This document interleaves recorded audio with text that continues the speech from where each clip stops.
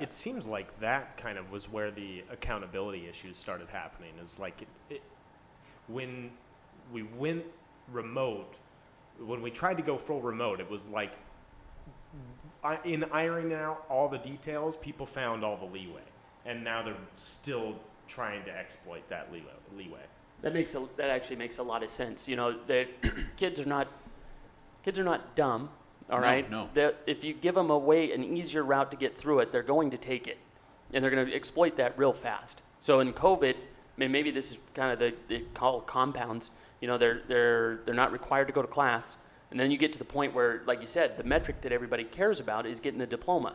Well, how are you going to get the diploma? Well, we got to relax these standards up a little bit, and then the kids are all taking advantage of that. And then it turns out that they don't have to show up to half my classes, and I'm still going to get an A, and I'll get my diploma, and off we go.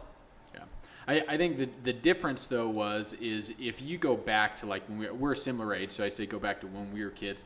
I don't know, but I would like to think that most kids were trying to get a grade, whether it be an A or a B, like not a D minus. And what I do see happening is too many kids trying to get a D minus. Or the amount of kids that I primarily work with 10th, 11th, and 12th graders. The amount of kids that I tell that a D minus is passing, like they are learning this the second year of high school, is baffling. Really? Right? So again, going back to not even understanding how the system works. And again, I think it's compounded by COVID, where I'm dealing with high school kids. I'm right in the middle of the kids that were highly impacted by COVID. They were in middle school.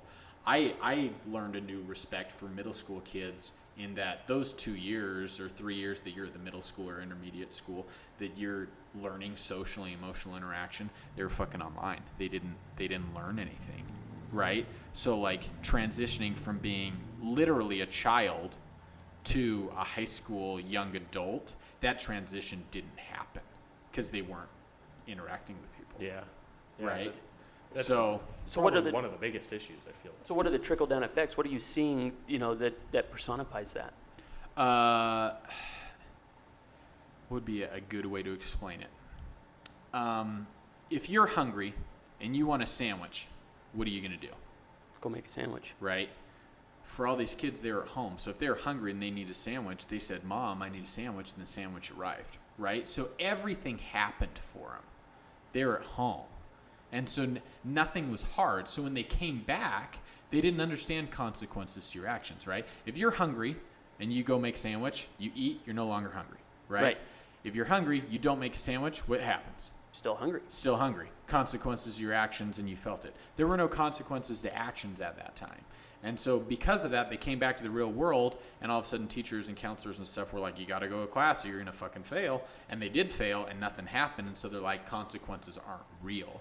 So now we have an epidemic of kids, or we're going to, entering into the real world not knowing what a consequence is. Oh, wow. Obviously the definition of what a consequence is, but the ramifications of, I didn't do this, so B is happening, so C is my future.